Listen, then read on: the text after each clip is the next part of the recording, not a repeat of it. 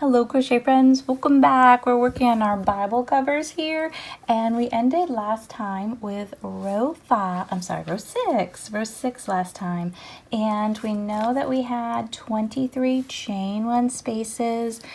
We today are going to get all set up and ready to go for our bulk section. So here's what we need to do. We are, for the rest of this pattern, repeating rows 3 and 4. Okay, so I will put that in the description down below. I will put down 3 and 4, and you just keep going with 3 and 4. So we know next is we did 6, so that next is row 7 for us. 7 is an odd number. We're going to do the pattern for row 3. So if you want to write yourself odd, even, that's fine, just so you know where you left off. I always keep track either on a piece of paper or using a row counter. Where is a row counter? Is usually here. It's not here today. A row counter to know where you are. That way you have no confusion, because we need to make this. I'm going to grab my Bible here. Try not to hit the camera. So we know that we're working along, right? So I'm working along here, and we'll have the edge and everything afterwards. But this needs to completely wrap around our book, that we're doing here, our book or our Bible. You want it to completely go around the whole thing. So you want your piece to be big enough to go around your whole book, plus another 4 inches. So it's going to overhang itself. So you're making a piece big enough to go around the whole book plus 4 inches, because the 4 inches is going to be your flap, and we will be creating buttonholes, and there will be buttons on it to hold it closed. Okay, so that is the point of it folding over. So you need it to be around the whole book plus 4 inches. So the joy of our work here is that we can just keep going and just keep measuring it against your book, okay? So everybody's amount of rows are going to differ depending on the book that you are using, okay?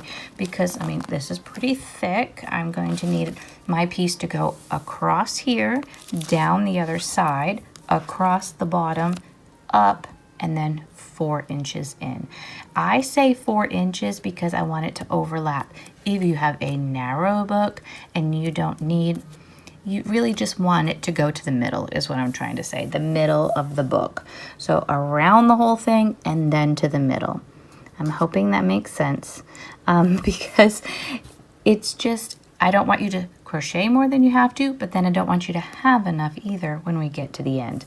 So you're going to keep going. We're going to go around the whole thing and then end so that it overlaps about that much. All right, so let's get going. All right. I didn't know how I was going to write that in the description to y'all, so I had to visually show that to you, because I don't know. Sometimes I do better just showing and talking than writing. Sometimes you write things down and you're like, that does not make any sense at all. But anyway, so this is row 7 of our work, because we ended with 6 last time. So 7 is an odd number. So we know that we are going to repeat row 3 right here with a chain 3. So yarn over and pull through 1, yarn over and pull through 2, yarn over and pull through 3. That counts as our half double crochet in our first chain 1. We're going to turn our work, and we are going to do a half double crochet in that first chain space. So yarn over, enter the space, yarn over and pull through. Yarn over and pull through 3 and a chain 1. Okay, that creates our first one.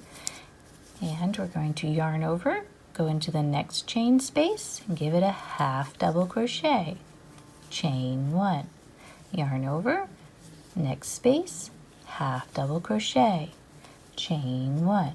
And we're going to keep going with this, repeating row 3 for row 7. So if you are making these for the same book, multiples of the same book, you might want to keep track of how many rounds you have done. If you're just counting odd even, and not counting the rows. So yeah, I'm going to keep track of the number of rows that I am doing for my Bible. And then also I like to keep notes on my patterns. So when I write out a pattern, I will put a note on there. This is for such and such book. I want it to be this many rows. So if I were to make this again, I can just sit down and go to town and not worry about, trying to figure out how many rows I need to fit this book. So same thing with hats. If I make a hat, if I'm making it for myself, I know the circumference of my head, so I know what my measurements need to be. Or if I'm making it maybe for a child, that would be different, right? So it's nice to put little notes on your patterns to help you out. And sometimes I like to write dates on them too, like I made this such and such date for whoever. And I don't know, it's just kind of nice to look back at it later on and be like, oh yeah, I remember making that. That was fun. Or I have written on some patterns, don't ever make this again, because I was just so overly frustrated with it or something, So I have done that. Anyway, it's kind of like writing on recipes, like you need to alter this or whatever. But anyway, last half double crochet gets a half double crochet. All right. So that is 7, which was 3 repeated, right? And now we're going to go on to 8, which will be 4 repeated. Chain 2, chain 1, chain 2, turn your work. All right. Now we're going to do a half double crochet in our first chain 1 space, and then a chain 1, and we proceed. Okay, so this is what we will do the whole time until you get to the proper length that you need for your work. And I think that it will be a little bit of bulk work, but it's not, I don't think it's a hard pattern to follow. I mean, it's pretty much the same except for when you're doing that turn part there, which makes it alter between the 23 and 24 chains spaces. So as long as you can keep track that if you're on an even row or an odd row, I think it'd be just fine. And I think it will work up fairly quickly. I mean, even if you were making this for a little book, that would take no time, wouldn't it? But I do think that it's fun. I think you'll like this. I think you'll find that, I think I want to make a few more of those. So, and then you can start doing things like appliques to attach to them.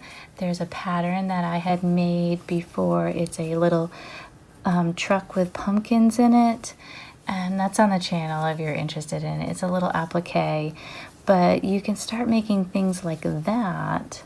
They're flat, and you can make a pretty project like this, which is, fairly plain looking, right? I mean, it's fairly plain looking. And then you can just attach an applique to it.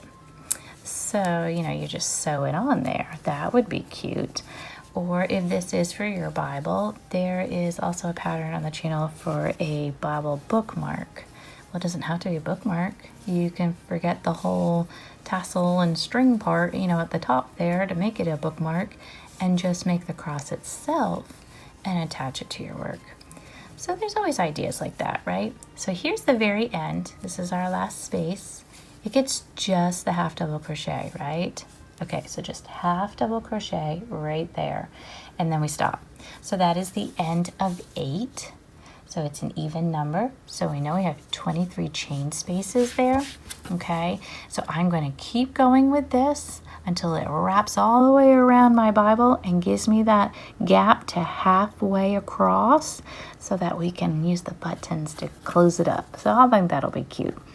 All right, keep going with your bulk work. I know you can do this. When we meet up next time, we'll start working on edging and make it all pretty on the edge. And I'll see you then. Thank you and have a joyful day.